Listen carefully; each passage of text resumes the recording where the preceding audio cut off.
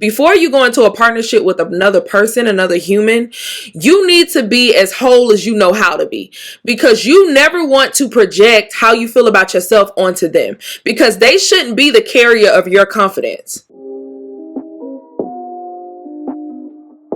Yo, party people, it's Ashley of SingleWomanChronicles.com, where being single is a beautiful choice rather than a miserable circumstance.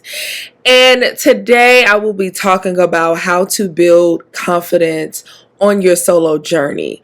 And this topic actually came from somebody who specifically asked, can I do a video on this exact topic? So verbatim, hopefully this person sees that, because shout out to you. I think it's a great topic I did not think about doing. So here we are. Okay, so confidence is just your ability to be sure of yourself and your own abilities.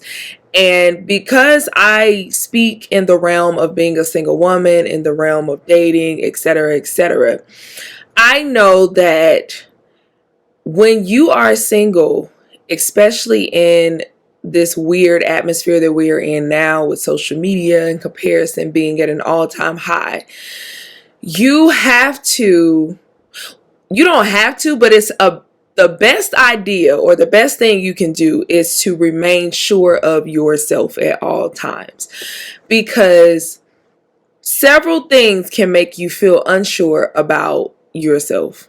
When I say unsure about yourself, it's like, as a single woman, I know sometimes you can feel unsure about how great you are, because you've maybe been single for a long time, or you're unsure about if it was you, the reason he didn't call back, or the reason he didn't follow up, or the reason he didn't fight for you. So it is very important that you maintain your confidence as a single woman. So I want to give a few tips on how to build your confidence as in your solo journey. First thing you got to do is understand that your confidence is comprised of more than just how you look. Contrary to popular belief, it has very little to do with how you look, because society wants you to think that if you look a certain way that you should be very confident, when that's not the case. Your confidence is comprised of several things. Number one, your childhood. How much were you reassured when you were growing up? If you were not reassured at all, you're already starting off with a faulty foundation. You're going to struggle. You're going to struggle because you're basically starting behind the start line. Like everybody else who got reassured as a child, who you see these videos and the kids are standing in the mirror, they're saying the affirmations and stuff. They started at the start line. You started behind. Okay. All right. The second thing, how were your interactions with other human beings while you grew up, through high school, through college, all of those things? Were you bullied? Did you feel like you weren't accepted? Did you feel like an outsider? Did you feel like no one understood you? That too affects how you view yourself and the certainty you have of yourself. Okay? Because these are all formative years. We would all love to think that, okay, when you get a certain age, then boom, automatically you start to be sure of yourself. Automatically you start to be confident. It's a lie, because you don't. If you were not shown how to be confident, you will not be confident. It's a sad truth, but it's real. So that also affects it. Other things that affect it. How successful are you right now at life? How successful are you as a daughter, as a mother, as a spouse if you're not single, as a friend, in your career? All of these things affect your confidence. So we must understand, one, all the things that affect your confidence. Okay? I already said that, but want to reiterate that. Okay? Two, you must be aware of yourself. We lack a lot of awareness. We don't understand cause and effect today in society. And it's a very dangerous thing. And I believe a lot of it has to do with we're constantly numbing ourselves with social media and everything else. So when you're constantly numbing yourself, you don't have much time to look inward. So you really have to get to know who you are and your awareness. Being self-aware means you know your triggers, you know, you can identify when you feel a certain type of way. You're not afraid to admit that you feel a certain type of way, etc., etc. For example, I know certain moments and things trigger my insecurities. I know certain moments and things trigger jealousy and envy in me. I know the root of those things. I know why these things are happening. And I know, okay, I'm tripping. Let me reframe. Let me calm myself down. I'm not going to react off of an emotion that doesn't make sense. Very self-aware. The reason you need to be very self-aware in order to build confidence is because most times you be tripping. Most time you be tripping, because just because a thought went through your brain, that does not mean that thought is true. For example, you're out, okay? You go into a room, you see a guy, he looks at you, you look at him, you think he cute, you go by him, you thinking, oh, he needs to try to talk to me. He keeps sneaking glances at you. You're like, I know he interested. I know he think I got it going on. But he leaves without even asking your name, your number, anything. Your brain tells you, oh, he doesn't think I'm pretty. Oh, he may not like me. Oh, XYZ. That man could be married with kids. He's just trying to be faithful. But you done told yourself you suck because he didn't talk to you. This is what I mean by we be tripping. And you need to be self-aware enough to catch when you be tripping. So let's review. Number one, how ways and tips to build confidence on your solo journey. Understand what comprises all of your confidence. 2, being self-aware. 3, understanding how to feed your confidence. What feeds your confidence? And listen, it is not always the shallow things, going to get your hair done, nails done, etc., etc. Now that can help when you have moments when you're feeling down, because like I have moments throughout the week where I look homeless most of the time. So by the weekend, I'm ready to go put on some heels, some lashes, a cute dress, some press-ons, and pop out and remind myself of who I am. But those are just like little moments. But you have to ask yourself, what are the moments where I feel full? When are the moments where I feel relaxed? When are the moments where anxiety is not constantly on my back and I'm all wondering, am I doing the right thing? Am I, should I be doing this? Should I be doing that? So you have to understand, like, what feeds me? Sometimes you got people around you that feed you and fulfill you. You have these friends that are constantly encouraging you, telling you you can do it, etc., etc. Other times it's certain activities. I hope that you are a person that is in a job that you love. Because if you're in a job that you love, that can actually feed your confidence, because you love this thing and you feel fulfilled in this thing. So it's feeding you. Some people is being a mother. That feeds them. Their kids, that feeds them. Some people is just family. Their family constantly reassures them. You have to find what feeds you. You have to. Now, I do not suggest that you use others to feed you. That is dangerous, because as humans, we suck. We all fall so short of the glory, right? So if you are only looking externally for things that feed you, you're going to be messed up, because as soon as that person is unavailable to feed you or fulfill you, is unavailable, or they mess up and you go and you look for them for that validation and they don't do it, they fall short, you're going to crumble. So you need to find internal things that feed you. For me, it's Jesus. I'm not even trying to be sound cute or sound politically correct. No, this is true. In moments when I ain't got nobody to call, people unavailable, and I'm feeling overwhelmed, anxious, feeling like I'm all over the place, I'm in prayer, baby. I'm in prayer. I'm listening to gospel music. I'm listening to a sermon. I'm reading scripture. I'm praying. Point blank in a period. Going straight to it. Or I'm watching TV because like I really love to watch TV. Like that's my calming things. I'm like watching TV, or I have a whole bunch of affirmations and different quotes and things on my mirror. I'm going and I'm reading those out loud. I'm affirming myself, or I'm going to work on something in my work that brings me joy. I'm going to figure something out. I'm a problem solver. So I love the feeling of figuring something out. So these are internal things that are in my control that can fulfill me. Okay. So let's review 3 things and 3 tips on how to build your confidence on your solo journey. Number 1, understanding what makes up your confidence. Number 2, being self-aware. Number 3, finding things that fulfill you and push you to want to be great, right? Number 4, affirmations. Constantly affirming yourself. Now, the thing about affirmations is, this is tricky. Affirmations don't work as well on a faulty foundation. If you have what Joyce Meyer would call stinking thinking, it's going to be really hard for those affirmations to work, because first you're going to have to learn how to do what's called reframing, what psychologists call as reframing, and then the affirmations will help. So what I mean is, if you have a root belief, say for example, I'm trying to think of a root belief.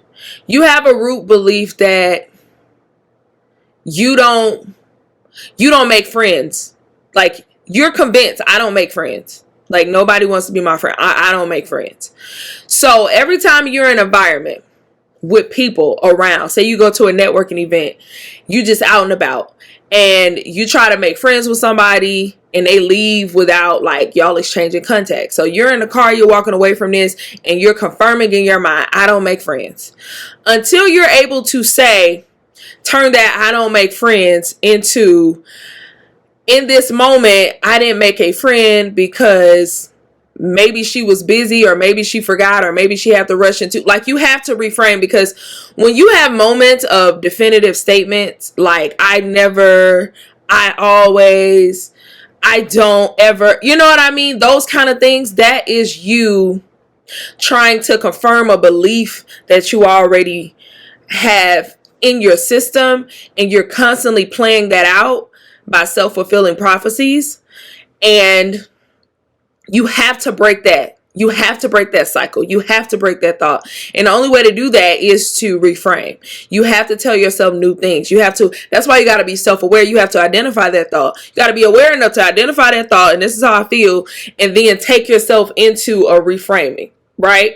And once you reframe, then you've developed an affirmation that works for you, because certain affirmations don't work for everybody. Like if say for example, you're a person who you're very fit. Everyone's always telling you you're very fit. You're sure of that. You know that. But you struggle in friendships. So you affirming yourself, I'm fit, I'm fit, I'm fit. That ain't helping you, because you know that. You're sure of that. But what will help you is, I make friends. People are drawn to me. I'm abundant. And I know this. That kind of stuff will help you. Right? You see what I'm saying? That's why self-awareness is so important. But you have to uproot stinking thinking before affirmations can work for you. I know people love to throw a good affirmation on something, but some people are not aware enough of their situation or where they stand for an affirmation to actually help them. So I'm just giving y'all the real. If y'all don't know, I have a master's in positive psychologist. So this thing, like this kind of stuff, I love it, because I understand it, because I'm emotionally intelligent enough to understand myself, and I know how I used to think back in the day, why I used to think that way, you know, how I overcame. But it takes a second, right? So those are the 4 ways. And then the 5th way is to avoid things that drain your confidence. It's so many things that drain our confidence every single day. Social media breaks are amazing, because again, social media is literally a comparison. That's all it is. It's all about comparison. You probably like, I don't compare myself to nobody. Psychology, literally, they did a study on social media, and it talked about how when you are exposed every single day to people who, to you, look better than you, are more successful than you, have more money than you, etc., etc. When you're exposed to that constantly, you're going to feel some type of way. So you need to take a social media break or limit yourself on social media just when you're feeling moments of like, dang, my confidence is sucking right now.